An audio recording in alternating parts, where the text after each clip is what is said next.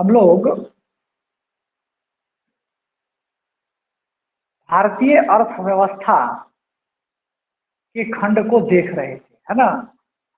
और भारतीय अर्थव्यवस्था के इस खंड में कृषि का जो टॉपिक था, उस टॉपिक को बड़े ही सूक्ष्म तरीके से हमने विश्लेषित किया था। मैं बार बार आपको इस तरफ इशारा कर देता हूं कि हम अभी जो भी चर्चाएं कर रहे हैं, ये मुख्य प्रीलिम्स परीक्षा के लिए महत्वपूर्ण है। जो भी आप एपिसोड देख पा रहे हैं, ये सभी एपिसोड पीटी की परीक्षाओं के लिए महत्वपूर्ण है, और उसमें भी खासकर बीपीएससी वगैरह की परीक्षाओं के लिए ज्यादा फोकस इसको माना जा सकता है। यूपीएससी के प्रीलिम्स के दृष्टिकोण से कई सारी चीजें छूटी हुई हैं, और मुख्य परीक्षा के दृष्टिकोण से तो चीजें छूटती ही छूटती हैं। मुख्य परीक्षा के दृष्टिकोण से अभी हम लोग क्लास कर भी नहीं रहे, तो जो भी हम लोग अभी कार्य कर रहे हैं, ये प्रीलिम्स परीक्षा का अप्रोच है, ये प्रीलिम्स परीक्षा का दृष्टिकोण है, और उसी अनुसार से हम लोग चीजों को आगे बढ़ा रहे हैं। तो आज उसी प्रीलिम्स परीक्षा की उस कड़ी में एक और महत्वपूर्ण क्षेत्र की चर्चा हम लोगों के बीच उपस्थित है, और वह क्षेत्र है भारतीय उद्योग का क्षेत्र। इंडियन एग्रीकल्चर के बाद एक बड़ा महत्वपूर्ण भाग इसका भी है, जो भारत में इकोनॉमिक डेवलपमेंट के लिए खासा जरूरी है, खासा इसका अपना महत्व है। तो सबसे पहली चीज कि भाई इंडस्ट्री जो है वो क्यों हमारे लिए इंपॉर्टेंट है, उद्योग जो है वो हमारे लिए क्यों महत्वपूर्ण है, क्या जरूरी है। अगर उद्योग नहीं होगा तो क्या हो जाएगा, क्या उससे हमारे देश का विकास रुक जाएगा? हमारे देश में क्या ऐसी चीजें उत्पन्न हो जाएंगी जिसके वजह से हमारे पास उद्योग का विकास जरूरी है। अगर वो नहीं हुआ तो कई तरह की समस्याएं आ जाएंगी। क्या उद्योगों का रोल है इकोनॉमी में? तो जिस तरह से हमने एग्रीकल्चर के सेक्टर में पढ़ा कि भाई इसका ये इकोनॉमी में योगदान होता है, उसी तरह से उद्योगों का भी योगदान होता है ना। उद्योग सेक्टर का भी कुछ कंट्रीब्यूशन है। कुछ महत्वपूर्ण चीजों की चर्चा मैं आपके साथ करता हूं। तो इससे पहला, ये उद्योग सेक्टर जो है ये देश को एक निर्यातक अर्थव्यवस्था में तब्दील करता है ना। देश को एक एक्सपोर्टर इकोनॉमी के रूप में यह ट्रांसफॉर्म करता है, बदलता है। यानी transformation from importer to exporter country, है ना। यानी एक देश जो आयातक देश है, उस देश को निर्यातक बना देना है, तो यह कार्य कौन करता है? उद्योग से ही ये संभव है। ये काम किसी और सेक्टर से संभव नहीं है। तो निर्यातक अर्थव्यवस्था कैसे बनाएगा वो? तो उद्योग का काम होता है वस्तुओं का उत्पादन करना, प्रोडक्शन करना। और वो जब वस्तुओं का उत्पादन करता है तो कुछ उसके उत्पादित वस्तुएं कुछ देश में इस्तेमाल के लिए लाई जाती है, कुछ देश से बाहर के बाजारों में भेज दी जाती है। तो जो देश के बाहर के बाजारों में भेज दी जाती है, उनका जो यहाँ से दूसरे बाजार में जो ट्रांसफर हो जाता है, तो जो दूसरे बाजारों में ट्रांसफर होता है, जो दूसरे बाजारों में उन्हें पहुंचाया जाता है, तो उसी देश को तो कहते हैं ना कि जो देश ज्यादा मात्रा में एक्सपोर्ट करने लगे वही देश कहलाता है कौन देश? निर्यातक देश, एक्सपोर्टर कंट्री। तो मान लीजिए कि जैसे भारत ही है, भारत अभी एक आयातक देश की श्रेणी में शामिल है। यानी भारत अभी अब बहुत सारे चीजों का आयात करता है, और बहुत सारे चीजों का नहीं, अगर इसको इकोनॉमी की भाषा में आप कहिए तो भारत निर्यात से ज्यादा आयात करता है। इसलिए भारत एक आयातक देश है, एक इंपोर्टर कंट्री है। बट अगर आफ्टर सम टाइम इंडिया जो है वो एक्सपोर्ट ज्यादा करने लग जाए और इंपोर्ट कम करने लग जाए, तो इन दिस केस हम कहेंगे कि इंडिया का ट्रांसफॉर्मेशन हो गया from importer to exporter country, है ना। तो एक उद्योग पर ही ये निर्भर करता है कि उस देश का स्वरूप क्या होगा। वह देश एक इंपोर्टर होगा या वह देश एक्सपोर्टर होगा, ये निर्भर करता है उद्योग पर। दूसरा एक महत्वपूर्ण बात, दूसरी महत्वपूर्ण योगदान, यदि यह निर्यातक होगा तो इससे विदेशी मुद्रा भंडार में वृद्धि होगी। यानी जब हम निर्यात करेंगे या हमारी जब वस्तुएं दूसरे बाजारों में जाकर बिकेंगी, तो उससे क्या होगा। जब दूसरे बाजारों में वस्तुओं का विक्रय किया जाएगा तो उससे एक सीधा सीधा लाभ मिलेगा हमें। क्या लाभ मिलेगा भाई। तो उससे हमको विदेशी मुद्रा मिलेगी, और विदेशी मुद्रा भंडार जिसको हम फॉरेक्स करते हैं उसमें वृद्धि हो सकेगी, वह बढ़ सकेगा। तीसरा महत्वपूर्ण बात, यह रोजगार सघन क्षेत्र होता है ना। यह रोजगार सघन क्षेत्र होता है, और रोजगार सघन क्षेत्र होने के कारण यह अधिक मात्रा में लोगों को रोजगार उपलब्ध कराता है, लोगों को एम्प्लॉयमेंट देता है, और नतीजा बेरोजगारी को समाप्त करने में इस सेक्टर की महत्वपूर्ण भूमिका हो सकती है। अगर औद्योगिक सेक्टर का विकास बहुत बड़े स्तर पे होगा, अगर औद्योगिक सेक्टर का विकास एक बड़े स्तर पे किया जाए, या उसका विकास बहुत मजबूती से हो, उसका प्रसार बहुत मजबूती से हो, तो आप यह अनुमान लगा सकते हैं या आप यह देख सकते हैं कि वह किस प्रकार से जो देश में बेरोजगारी की समस्या है उसका वह निदान निकाल सकता है।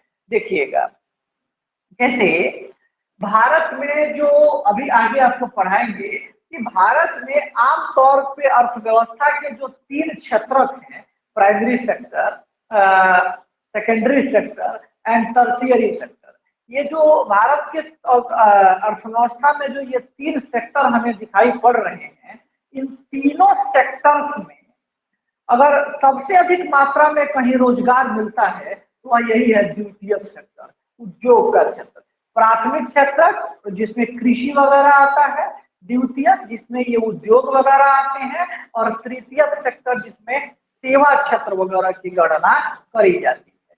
तो इस प्रकार से आप देखेंगे कि ये भारतीय उद्योग का ये सारा योगदान जो है वो देश की इकोनॉमी में हो सकता है, देश की इकोनॉमी में इससे ये कंट्रीब्यूशन मिल सकता है। तो आप नोट कर लीजिएगा कि अर्थव्यवस्था का योगदान, और ये दो तीन पॉइंट आप अपने कॉपी में नोट डाउन कर लीजिएगा।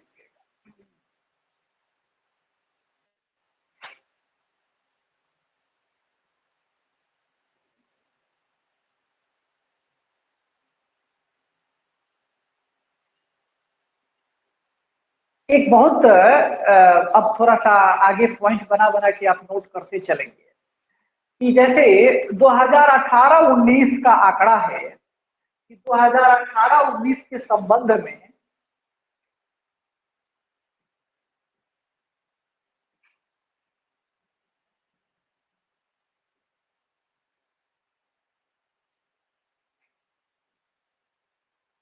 अगर 2018-19 का आप आंकड़ा देखिए तो 2018-19 का आंकड़ा यह स्पष्ट कर रहा है कि देश के कुल जीडीपी में, यानी देश का जो ग्रॉस डोमेस्टिक प्रोडक्ट है, उस कुल जीडीपी में इस उद्योग सेक्टर का योगदान जो है वो नियर अबाउट 30% है ना। अगर ये आर्थिक सर्वेक्षण का आंकड़ा है और यदि इसको शुद्ध रूप से आप दिखाइए, एक्यूरेट डाटा अगर मिल रहा है तो वह है 29.6%, इसी को 30% लिख दिया गया है राउंड फिगर में, है ना। तो ये 2018-19 का आंकड़ा है, जो भारतीय उद्योग का भारत के जीडीपी में कंट्रीब्यूशन है वो है 29.6%, उसको राउंड में 30% लिख दिया। आंकड़े आपके एग्जाम में पूछे जाते हैं, है ना, इसलिए ध्यान रखिएगा, ये आंकड़े जरूरी होते हैं आपको। 1950-51 की यदि आप बात करिए, जिस समय देश आजाद हुआ था और जिस समय देश को स्वतंत्रता मिली थी और देश ने अपने विकास की प्रक्रिया को आगे बढ़ाया था, उस समय देश के कुल जीडीपी में इस सेक्टर का योगदान 15% था, है ना। आज उससे दुगुना हुआ है ना। आज नियर अबाउट उससे हम दुगुना की स्थिति में हुए हैं, बड़ी धीमी गति से बढ़ रहे हैं, है ना। कछुए की गति से हमारी प्रगति हो रही है, लेकिन खैर कोई बात नहीं, जो प्रगति है वो सस्टेनेबल है ना। वो सस्टेनेबल डेवलपमेंट पे हमारा फोकस ज्यादा है, इंक्लूसिव ग्रोथ पे हमारा फोकस ज्यादा है, इसलिए गति थोड़ी धीमी जरूर है, लेकिन हमारी प्रोडक्टिविटी अंत में बहुत अच्छी होगी, इसमें कोई दो राय नहीं है। नीचे पॉइंट बना के लिखिएगा कि 2020-21 की आर्थिक सर्वेक्षण के अनुसार 2020-21 के आर्थिक सर्वेक्षण के अनुसार सकल मूल्य वर्धन में, जीवीए जिसको कहते हैं, है ना, ग्रॉस वैल्यू एडिशन, सकल मूल्य वर्धन में GVA, GVA gross value addition, सकल मूल्य वर्धन में औद्योगिक क्षेत्र का समग्र योगदान, औद्योगिक क्षेत्र का समग्र योगदान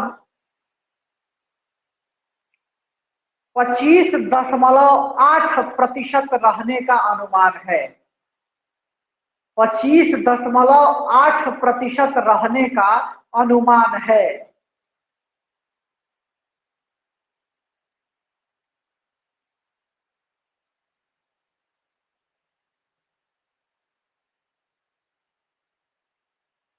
है ना।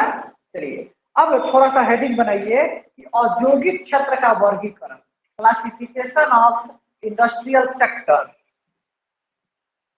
क्लासिफिकेशन ऑफ इंडस्ट्रियल सेक्टर, औद्योगिक क्षेत्र का वर्गीकरण। अब औद्योगिक क्षेत्र का अगर वर्गीकरण आप देखिएगा तो चार प्रमुख भाग हैं जिसमें औद्योगिक क्षेत्र को बांटा जाता है ना। वो चार भाग कौन कौन से हैं, तो पहला लिखिएगा खनन एवं उत्खनन,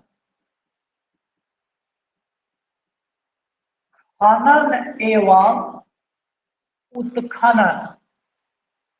दूसरा लिखिएगा विनिर्माण, है ना, दूसरा विनिर्माण। तीसरा विद्युत गैस जलापूर्ति, वाटर सप्लाई, है ना, जलापूर्ति एवं अन्य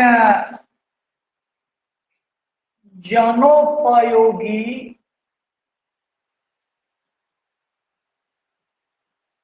सुविधाएं।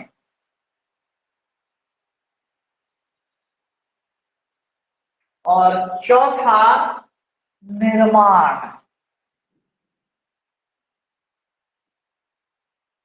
चौथा निर्माण।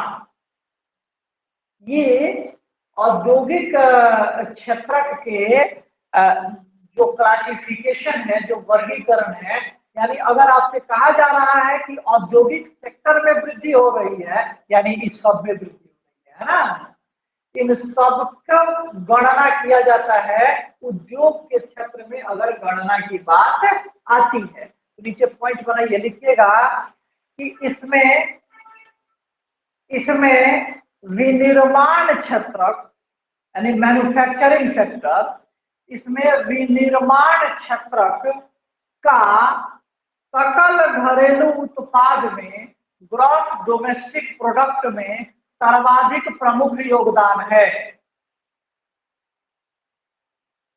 सर्वाधिक प्रमुख योगदान है।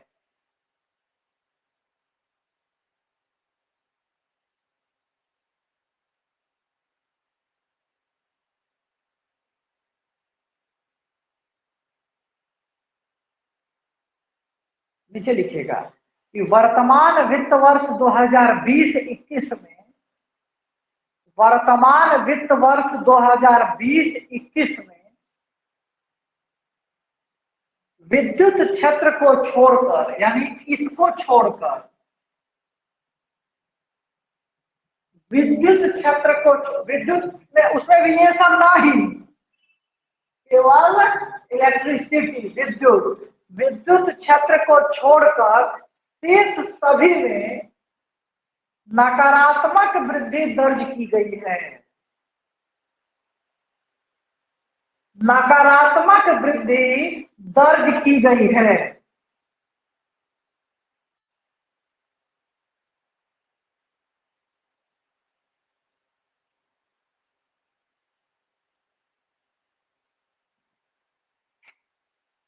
हो गया। अब ये नकारात्मक वृद्धि, और इसमें देखो एक बड़ा महत्वपूर्ण बात है, क्षेत्र जो है वो 2.7% का धनात्मक वृद्धि दर्ज किया है ना।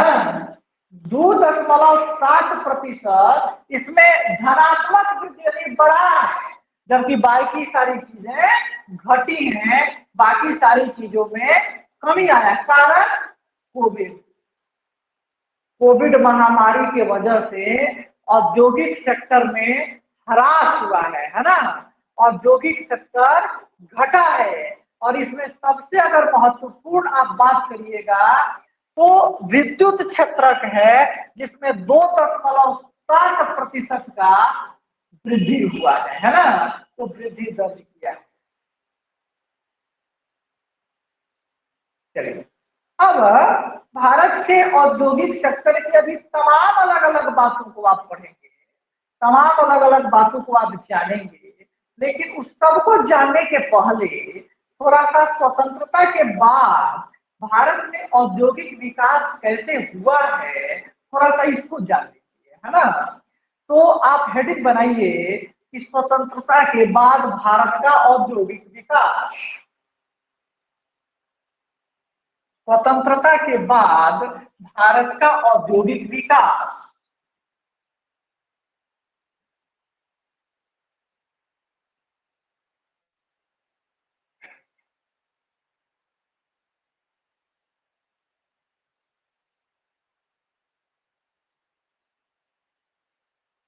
चलिए, स्वतंत्रता के बाद भारत का औद्योगिक विकास ये क्या है और कैसे विकास इसका हुआ है। तो जैसा कि यह सर्वविदित है कि जब 1947 में इस देश को स्वतंत्रता मिली तो इस देश के पास खोने के लिए कुछ भी नहीं। यह देश एक कमजोर, एक परनिर्भर और एक पंगु अर्थव्यवस्था बन चुका। एक अपने देश के लोगों को खाद्य सुरक्षा उपलब्ध करा पाने में भी यह देश सक्षम नहीं था। तो वैसे हालात में इस देश में औद्योगिक विकास की क्या स्थिति थी, ये थोड़ा विचार नहीं है। पंडित नेहरू उस समय भारत के प्रधानमंत्री बने और पंडित नेहरू के नेतृत्व में इस देश में विकास की नीतियां आगे बढ़ी। आजादी के बाद जब भारत की पहली सरकार बनी, हालांकि अंतरिम सरकार तो उसके पहले से काम कर रही थी, लेकिन 1947 को जब हम आजाद हुए तो अब हमने अपनी अपनी सरकार बनाई, क्योंकि अंतरिम सरकार में तो वो एक वायसराय की भूमिका थी, उसमें गवर्नर जनरल जो लॉर्ड माउंटबेटन थे वही इसके अध्यक्ष हुआ करते। लेकिन अब जब हमारी अपनी सरकार बनी तो इसमें पंडित नेहरू को इस देश का प्रधानमंत्री बनाया गया। ये पहला ऐसा अवसर था जब इस देश में प्रधानमंत्री जैसा पद जो है वो सामने आया, और पंडित नेहरू इस देश के प्रधानमंत्री बने। जब पंडित नेहरू इस देश के प्रधानमंत्री बने तो पंडित नेहरू के मंत्रिमंडल में कई लोग आए। उसमें एक महत्वपूर्ण व्यक्ति थी जिसकी चर्चा यहाँ करना उचित है, वह है डॉक्टर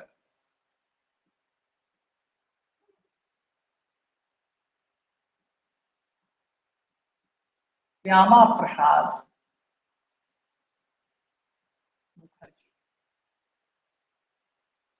बहुत महत्वपूर्ण नाम, खासकर जब इकोनॉमी में और उद्योग का विकास कर रहा है उस समय के लिए तो ज्यादा समीचीन नाम। तो डॉक्टर श्यामा प्रसाद मुखर्जी जब इस देश के उद्योग मंत्री बने तो श्यामा प्रसाद मुखर्जी ने इस देश में औद्योगिक विकास को से संदर्भित, औद्योगिक विकास को संदर्भ करते हुए उन्होंने 1948 में इस देश की पहली औद्योगिक नीति पब्लिश की। इस देश की पहली औद्योगिक नीति लाई डॉक्टर श्यामा प्रसाद मुखर्जी ने 1948 में 6 अप्रैल को। ये नीति जो है वो लाई गई थी डॉक्टर श्यामा प्रसाद मुखर्जी के नेतृत्व में। डॉक्टर श्यामा प्रसाद मुखर्जी ने जब 6 अप्रैल 1948 को इस औद्योगिक नीति को इस देश के सामने रखा तो यह नीति समाजवाद की विचारधारा से ओतप्रोत की नीति थी, और इस नीति में भारत को एक मिश्रित अर्थव्यवस्था के तरफ मोड़ा गया। यानी इस नीति से ही आप कह सकते हैं कि भारत में मिक्स्ड इकोनॉमी की शुरुआत होती है, मिक्स्ड इकोनॉमी आगे बढ़ता है।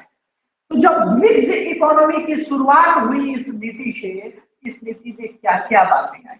अब स्वाभाविक बात है जब मिक्स्ड है, जब मिश्रित औद्योगिक नीति है, जब मिश्रित अर्थव्यवस्था है तो इसमें सरकार की भी भूमिका रहेगी, निजी क्षेत्र की भी भूमिका रहेगी, दोनों की भूमिका को इसमें परिभाषित किया गया। ठीक है, उस सारी बातों को मैं जानूं इसके पहले मैं ये जानना चाहता हूँ या मैं इस पे चर्चा करना चाहता हूँ कि औद्योगिक नीति कहते किसको है, इंडस्ट्रियल पॉलिसी किसको करते हैं, कृषि नीति एग्रीकल्चरल पॉलिसी किसको करते हैं, ये सब क्या है।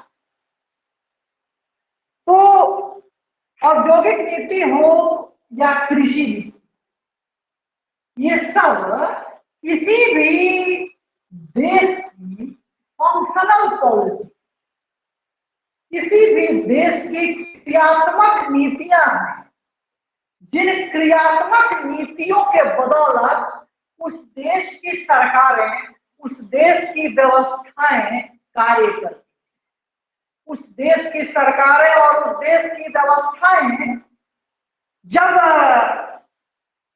इन नीतियों के आधार पे कार्य करने लगे, जब इन नीतियों के आधार पे वे अपने पॉलिसीज को आरोपित करें इस देश के ऊपर, तभी जाके उस देश में विकास की गंगा प्रवाहित होती। एक तरह से ये औद्योगिक नीति एक आर्थिक संविधान है या औद्योगिक संविधान है जो उस देश की आर्थिक गतिविधियों को, जो उस देश के औद्योगिक गतिविधियों को न केवल नियंत्रित करता है बल्कि उसे अभिप्रेरित भी करता उसे मार्गदर्शित भी करता है ना।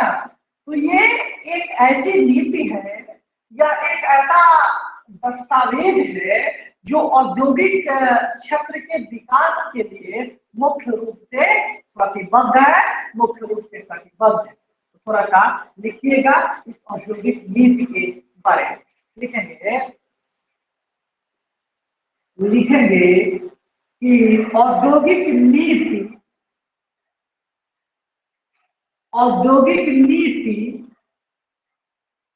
किसी भी राष्ट्र के सरकारों के लिए, किसी भी राष्ट्र के सरकारों के लिए मुख्य क्रियात्मक नीति होती है। मुख्य क्रियात्मक नीति होती है।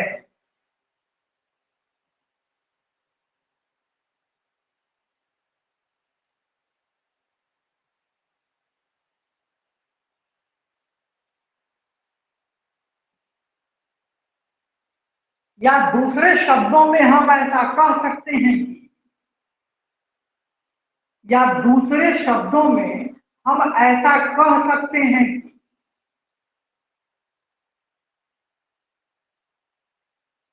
यह उस देश का एक आर्थिक संविधान है। उस देश का एक आर्थिक संविधान है जो उस समग्र देश की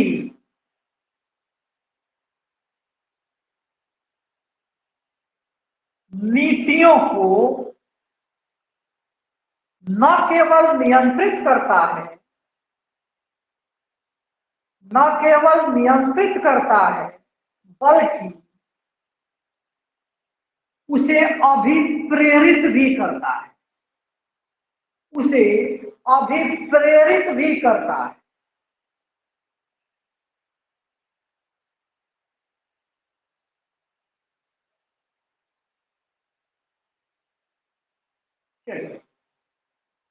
अभी मिजोरम एक फैक्ट इससे जुड़ा हुआ है, आप थोड़ा सा लिख लीजिएगा कहीं अपने कॉपी में, कहीं नोट वगैरह बना के कहीं कॉर्नर पे, तो एग्जाम के दृष्टिकोण से इम्पोर्टेंट है।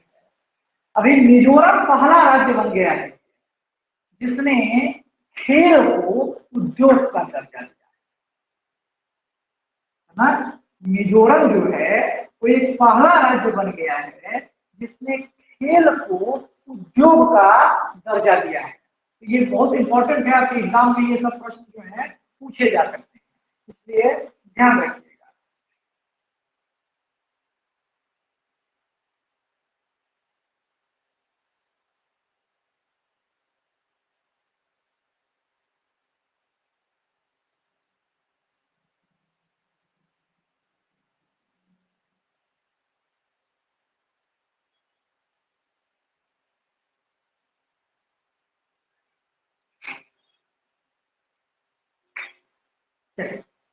अब इस प्रकार से ये औद्योगिक नीति होती है।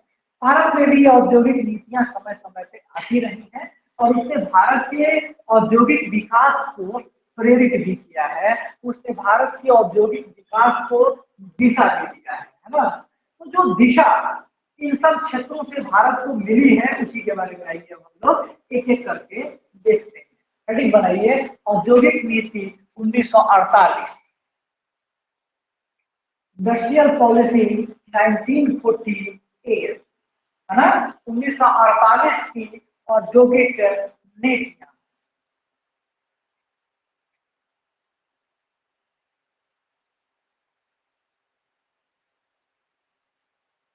है ना। देखिए, देश विकास की गाथा शुरू कर रहा, देश विकास के सीढ़ियों पे चढ़ना अब शुरू करना। स्वाभाविक बात था, पहले उन चीजों के विकास की तरफ हम आगे बढ़ते जिनसे बाकी विकास प्रभावित हो। अचानक से बड़ा विकास के तरफ सोचना यह भी हमारे लिए उस समय पॉसिबल नहीं था, क्योंकि संसाधनों का भी घोर हमारे पास किल्लत था, घोर कमी। अंग्रेजों ने जो इतना लूट मचाई थी हमारे देश में, तो उसका खामियाजा तो हम लोगों को भुगतना ही पड़ रहा था। जब देश ने अपनी पहली औद्योगिक नीति बनाई 6 अप्रैल 1948 को, जब ये नीति आई, तो इस नीति में सबसे पहली बात इस समाजवादी विचारधारा को अपना लिया गया। साथ ही साथ इस देश में मिश्रित अर्थव्यवस्था होगी, इसकी भी संकल्पना को स्वीकार कर लिया गया इस नीति में। अब ये मिश्रित अर्थव्यवस्था होगी, इस मिश्रित अर्थव्यवस्था का क्या मतलब है कि मिश्रित अर्थव्यवस्था का अर्थ यहां ये है कि सरकार के भी उद्यम होंगे और निजी क्षेत्र के भी उद्यम होंगे, यानी निजी क्षेत्र भी अपने विकास की प्रक्रिया को आगे, उनको भी अवसर दिया जाएगा, वे भी अपने उद्यमों की स्थापना कर पाएंगे, यानी दोनों मिलकर इस देश के राष्ट्र निर्माण के महायज्ञ का संपादन करेंगे। तो इसी को कहा गया यहाँ मिक्स्ड इकोनॉमी का कंसेप्ट, ये यहाँ स्वीकार कर लिया गया। जब ये यहाँ एक्सेप्ट किया गया इन दो चीजों को, तो इसके बाद इस इकोनॉमी, इस नीति में जो मुख्य फोकस वाली बात रही, उसमें पहले 2-3-4 बातें मैं आपके सामने क्लियर कर देता हूं। पहली बात, लघु और कुटीर उद्योगों पर बल दिया गया।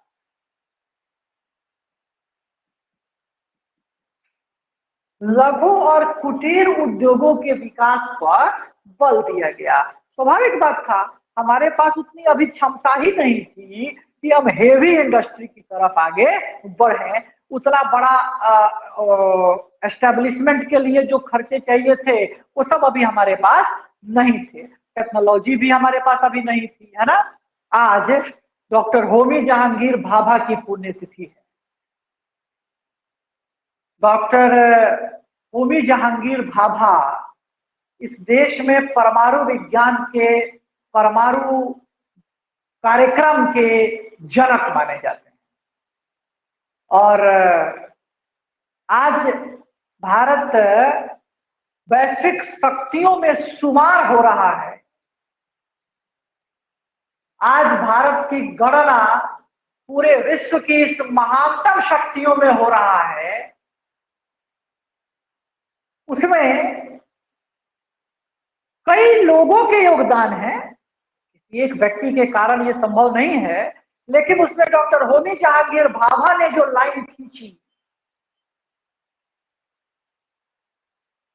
वह बड़ा फैक्टर बना, जिसने हमको विश्व में एक महाशक्ति के रूप में स्थापित किया है। डॉक्टर होमी जहांगीर भाभा की मृत्यु बड़ी असामान्य, मात्र 57 वर्ष की आयु में मर गए थे। मात्र 57 वर्ष की आयु थी उनकी, और मर नहीं गए थे, पश्चिमी देशों ने उनको मार दिया, साजिश पूर्वक उनके दिमाग का दुर्घटना करा, जिसमें वो मरे। क्योंकि पश्चिम के देशों को उन्होंने चैलेंज किया था कि अगर भारत को अनुमति मिल जाए तो भारत 18 महीने में परमाणु बम बना देगा।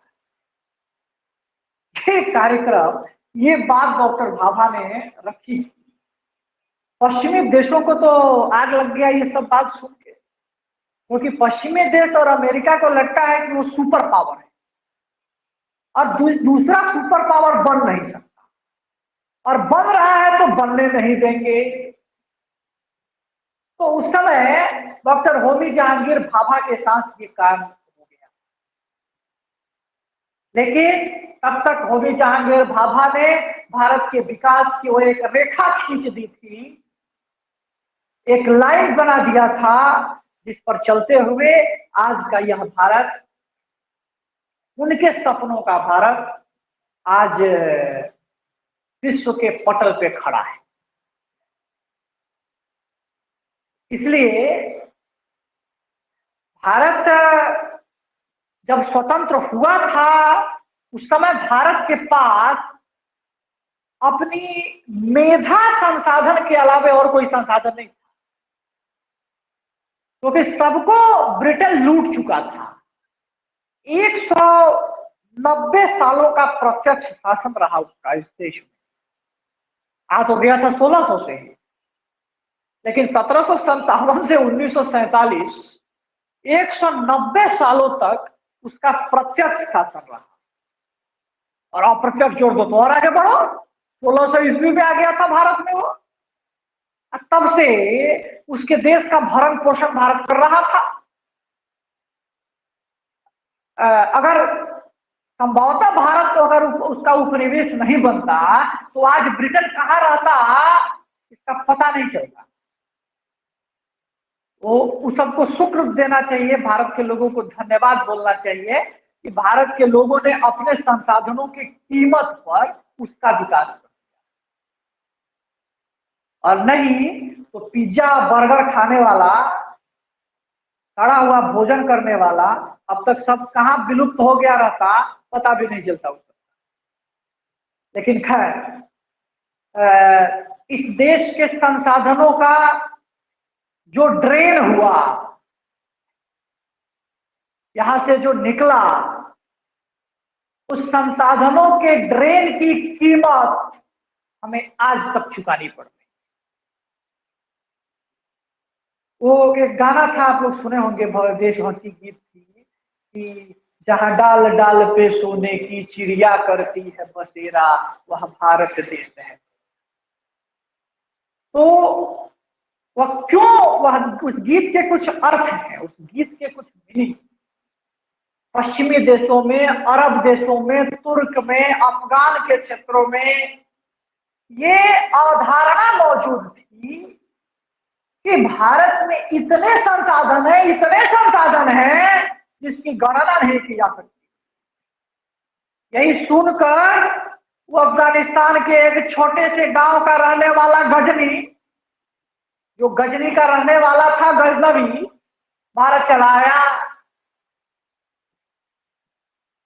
अटल जी जब गए थे अफगानिस्तान तो अटल जी ने इच्छा जताई वहां के अधिकारियों से कि भाई मैं गजनी जाना चाहता हूं।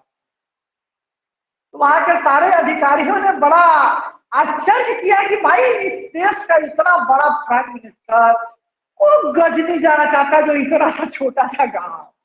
प्रधानमंत्री गए गजनी। उस छोटे से गांव का रहने वाला गजनवी इस भारत पर आक्रमण किया, और उसका अंतिम आक्रमण सोमनाथ पर था, जो गुजरात में है। और उस सोमनाथ पर जब गजनवी ने आक्रमण किया और वो यहां से लूट कर जब संसाधनों को लेके जा रहा था, तो इतने ज्यादा हीरे जवाहरात सोने चांदी वो लेके जा रहा था कि रास्ते में कई ऊंट, हाथी, घोड़े उसके भार के वजन से दब के मर गए। और जितना हो सका उतना वो लेकर गया। तो अब आप अंदाजा लगा सकते हैं कि इस देश को कितने संसाधनों से परिपूर्ण उस ईश्वर ने बनाया था। कब विदेशी आक्रमण हुए हैं इस देश पर? ईरानी आक्रमण से जो श्रृंखला शुरू होती है, ईरानी आए, यूनानी आए, शक आए, पहलव आए, ग्रीक आए, कुषाण आए, हूण आए, इतना नाम लो।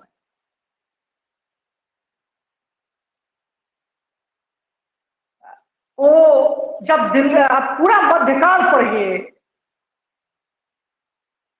जब मोहम्मद गोरी आता है वो भी क्या था, लूटने आया। वो आया, तैमूर लंग आया, लूट कर ले गया इस देश को तैमूर ने। गोरी जब आया और तराइन का युद्ध लड़ा, तराइन से प्रथम लड़ाई 1191 में उसको पराजय हुआ। पृथ्वीराज चौहान ने, जो चौहान वंश के राजा थे, उन्होंने उनको पराजित किया। उसके बाद तराइन के द्वितीय युद्ध में गोरी पराजित कर दिया उनको जयचंद की सहायता से। लेकिन फिर 1194 में चंदावर के युद्ध से जयचंद पराजित हुआ। 1206 में जब दिल्ली सल्तनत की स्थापना हुई, उसके बाद 1526 तक दिल्ली सल्तनत और 1526 ईस्वी से लेकर और 1857 तक मुगल। और उसी बीच में 1600 ईस्वी में अंग्रेज आ जाते हैं। उसके पहले 1498 में वास्को डी गामा आ जाता है, डच आ जाते हैं, फ्रेंच आ जाते हैं। इस सबने आकर इस देश को लूटा और इस देश के संसाधन का ड्रेन हुआ। अंदाजा लगाओ, इतना लूटने के बाद इतना है। अगर ये कोई आक्रमण इस देश पे नहीं हुए रहते, अगर ये कोई बाह्य ताकतें हमारे ऊपर हमला नहीं की होती, तो आज पूरे विश्व को जिंदगी भर खिलाने की ताकत थी इस देश में। आज कितना अमेरिका हम अकेले पैदा करते, लेकिन दुर्भाग्य है हम सबों का कि हम सबों को उस आतताइयों के आतंक का लगातार सामना करना पड़ा। आप इतिहास उठाओ, वो विभत्स रूप आपको दिखेगा। आप मूल्यांकन करोगे तो वो पूरा विभत्स रूप दिखेगा आपको। अब लोग कहता है कि इकोनॉमी का इससे क्या संबंध है? संबंध है, इकोनॉमी का इसी से संबंध ही है, क्योंकि हमारे देश में जो विकास की नीतियां तय हुई, अरे नीतियां कैसे बनती हैं? संसाधनों के आधार पर ही तो नीतियां बनती हैं। योजना आयोग को क्यों बनाया गया था? इसीलिए ना बनाया गया था कि देश में उपलब्ध संसाधनों के आधार पे देश के भावी विकास की जो रूपरेखा है वो आप डिजाइन करिए, वो आप बनाइए। और योजना आयोग उन्हीं संसाधनों का एग्जामिन करने के बाद इस देश के लिए 5 ईयर प्लान बनाती थी। अब बीच बीच में आपने देखा है कि जब देश में संकट आ गए हैं, जब देश के पास संसाधनों की किल्लत पड़ने लग गई है, तो हमने बीच में 5 ईयर प्लान ब्रेक किया है, जिसको प्लान हॉलीडे कहते हैं। ये संसाधन जो इतने संपन्न थे, हम इतने विपन्न हो गए, उसके पीछे का तो कुछ रीजन रहा होगा, उसके पीछे का कुछ कारण रहा होगा। एक किताब आती है, कभी फुर्सत के क्षणों में पढ़िएगा उस किताब को, भारत की आर्थिक विकास, किताब है आईसी धिंगरा। उस किताब का नाम है भारत का आर्थिक विकास, आईसी धिंगरा। पटना में मिलेगा कि नहीं मिलेगा मुझे नहीं पता है, नहीं मिलेगा तो आप ऑनलाइन मंगा लीजिएगा, क्योंकि पटना में बुक बहुत कम पचता है लोग, है ना, और यहाँ रेडीमेड चीजें ज्यादा चलती है ना, इसलिए टेक्स्ट बुक वाला काम यहाँ बहुत कम होता है। लेकिन खैर उसको अगर पढ़ेंगे तो बहुत सहूलियत करेगा। बहुत पहला ही चैप्टर जो अभी आपसे इतना देर जो चर्चा कर रहे हैं, पहला ही चैप्टर इसी पे निर्भर है उस किताब का। जो एनसीईआरटी भी आपकी है उसमें भी देखिएगा पहला चैप्टर इसी पे है। तो भारत, जब तक आप पूरा उसके बैकग्राउंड को नहीं समझ सकते, नीतियां रखने से कुछ नहीं होने वाला। हमने क्यों देश में मिक्स्ड इकोनॉमी अपनाई, इसके पीछे इसके पृष्ठभूमि का बहुत बड़ा हाथ था। इस देश में जो देश की जनता थी वो काफी गरीब हो चली थी। देश की जनता के पास संसाधनों का घोर अभाव हो चला था। वैसी स्थिति में अगर हम निजी क्षेत्र को विकास की जिम्मेदारी दे देते तो इस देश में जनता तक वो मटेरियल गुड्स नहीं पहुंच पाता, वो क्वालिटी गुड्स नहीं पहुंच पाता। शिक्षा, स्वास्थ्य और भी इस तरह की बहुत सारी चीजें जो जीवन के लिए उपयोगी चीजें हैं। जरूरी था कि शुरुआत में उसकी आपूर्ति सरकारों के माध्यम से, शुरुआत में सरकारें उसकी आपूर्ति में भागीदार बने, ताकि हर उस कोटि कोटि नागरिक को जो सीढ़ी के निचले पायदान पे बैठे हुए हैं उन तक उन सुविधाओं को पहुंचाया जाए। अन्यथा फिर हम जिस आर्थिक विकास की, जिस आर्थिक उन्नयन की कल्पना संजो के रखे हैं वह आर्थिक उन्नयन हम नहीं कर पाएंगे, वह आर्थिक विकास हम नहीं कर पाएंगे। इसलिए इन आर्थिक नीतियों को समझने के पहले यह जरूरी था कि आप इस बैकग्राउंड को समझ लीजिए। हालांकि सिविल सेवा के विद्यार्थी इतिहास सब लोगों ने पढ़ा होगा। हाँ, मैंने जो ओवरव्यू दिया उससे आपको इंटरलिंक करने में सुविधा होगी, आप उससे इंटरलिंक करेंगे। इतिहास के बहुत प्रकांड विद्वान ही हैं आप लोग।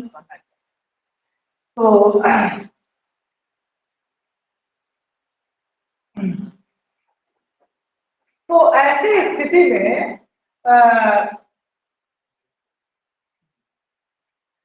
जब आप बात करेंगे इस लघु और कुटीर उद्योगों के विकास को, इसमें पहला ध्येय बनाया गया इस 1948 की औद्योगिक नीति, क्योंकि बड़े उद्योगों के लायक अभी हम लोग नहीं थे, तो जिस लायक थे पहले वही काम कर लें, है ना। तो इसलिए हमने पहला सेक्टर को दिया किसको, तो भाई लघु और कुटीर उद्योगों को पहला चीज। दूसरा चीज, इसमें एक और चीज पे बड़ा महत्वपूर्ण फोकस किया गया, संविधान से इसको जोड़िएगा समझ में आएगा। क्या है? उचित वेतन और सामाजिक सुरक्षा। उचित वेतन और सामाजिक सुरक्षा, है ना। उचित वेतन और सामाजिक सुरक्षा, fair wages and social securities.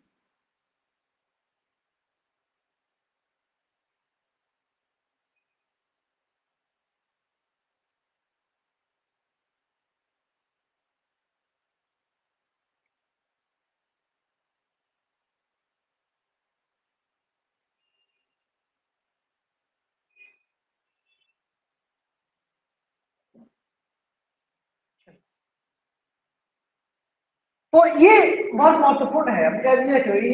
ये कहीं मिलता नहीं है जल्दी। ये बहुत इंपॉर्टेंट फैक्ट है कि भाई उचित वेतन और सामाजिक सुरक्षा को किस औद्योगिक नीति में प्रदर्शित किया गया था, तो औद्योगिक नीति है 1948, है ना। ये बहुत कम किताब में या बहुत कम जगह पर ये फैक्ट इस नीति में उपलब्ध, ये ध्यान रखिए।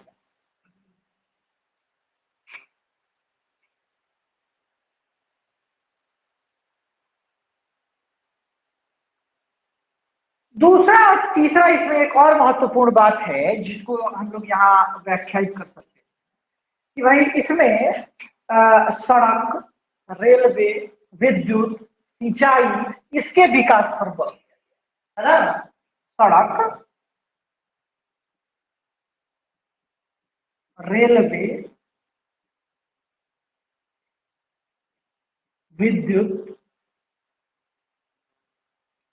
सिंचाई, इसके विकास पर इसमें बल दिया गया, है ना।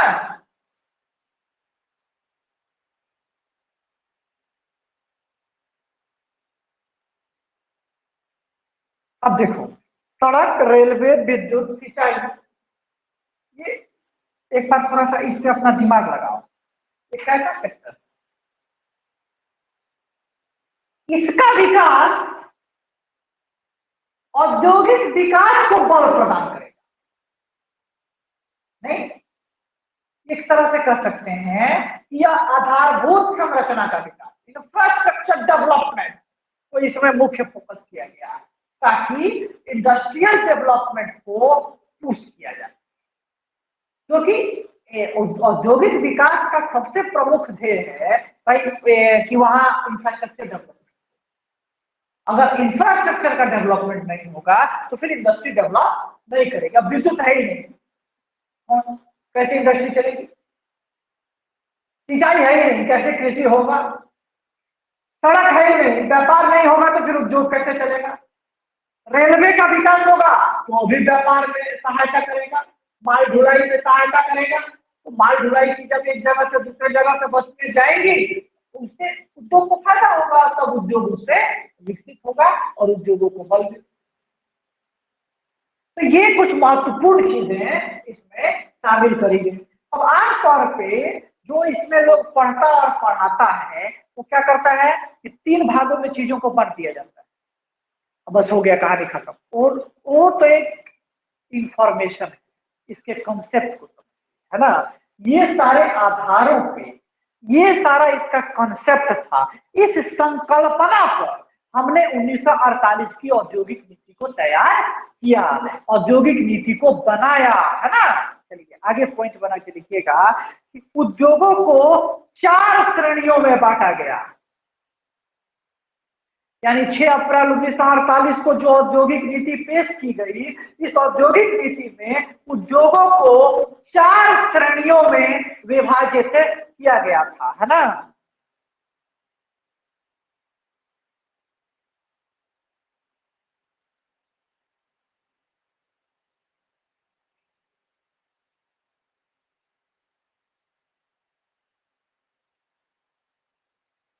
ठीक है, चलिए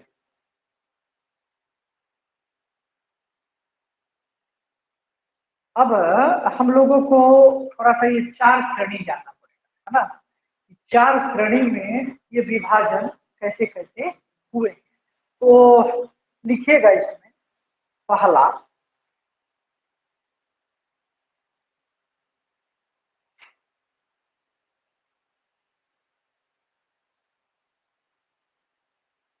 लिखिएगा कि पहला लिखिए, केंद्र सरकार के अनन्य एकाधिकार वाले उद्योग। केंद्र सरकार के अनन्य एकाधिकार वाले उद्योग, industries with exclusive central government monopoly. Industries with exclusive central government monopoly, केंद्र सरकार के अनन्य एकाधिकार वाले क्षेत्र, यानी ऐसी इंडस्ट्री जिस पर केंद्र सरकार का अनन्य एकाधिकार है, यानी केवल और केवल उस पर केंद्र सरकार का अधिकार है, बाकी उसमें किसी का भी कोई इंटरफेरेंस नहीं है। तो नीचे पॉइंट बना के इसमें 3 उद्योग रखे,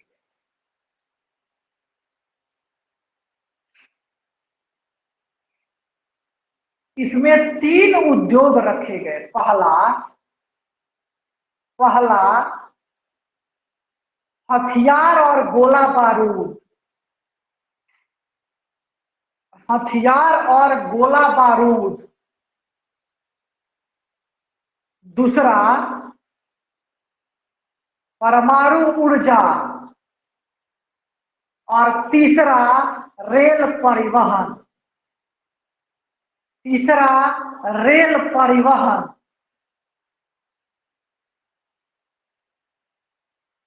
है ना। पहला हथियार और गोला बारूद, दूसरा परमाणु, और तीसरा रेल परिवहन। ये 3 कहाँ रहे? केंद्र सरकार का अनन्य अधिकार था, है ना। तो पूछता है कि 1948 की औद्योगिक नीति के अनुसार कितने उद्योगों पर केंद्र सरकार का एक अधिकार दिया गया? 3। कौन कौन? हथियार और गोला बारूद, परमाणु और रेल परिवहन। 2 नंबर। दूसरा लिखिएगा मिश्रित क्षेत्र, मिक्स सेक्टर।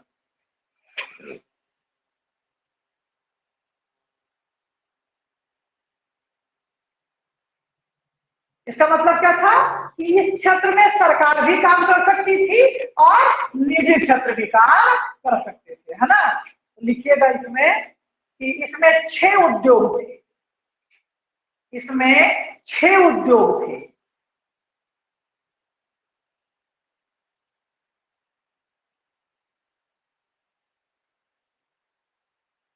पहला पहला कोयला, लोहा, लोहा और इस्पात एक संग लिखिए, कोयला, लोहा और इस्पात, विमान निर्माण, विमान निर्माण, पोत निर्माण, खनिज तेल,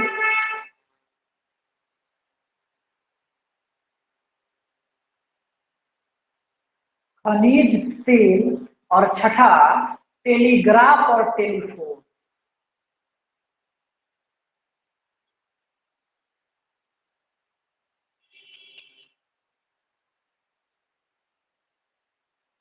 चलिए आगे, नियंत्रित निजी क्षेत्र, तीसरा नियंत्रित निजी क्षेत्र है ना, कंट्रोल्ड प्राइवेट सेक्टर।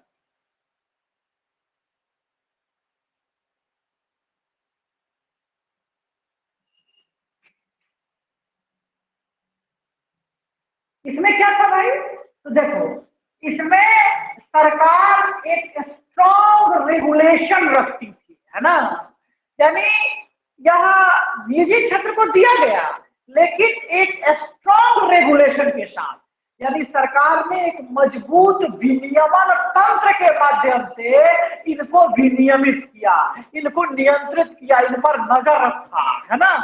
लिखिएगा कि इसमें 18 उद्योग रखे गए।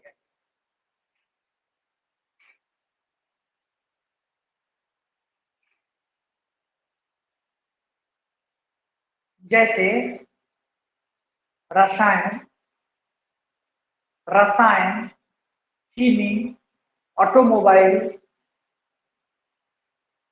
रसायन, चीनी, ऑटोमोबाइल, सूती और ऊनी वस्त्र, सीमेंट, कागज एक्सेट्रा।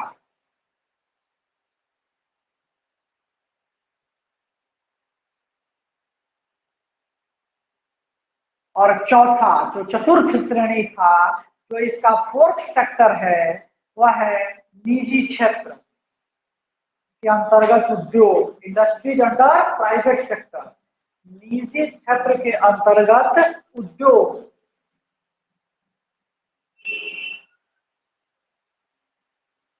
लिखिएगा कि जो उद्योग ऊपर के तीनों श्रेणियों में वर्णित नहीं थे, जो उद्योग ऊपर के तीनों श्रेणियों में वर्णित नहीं थे, उन्हें इन श्रेणी में रखा गया, उन्हें इस श्रेणी में रखा गया।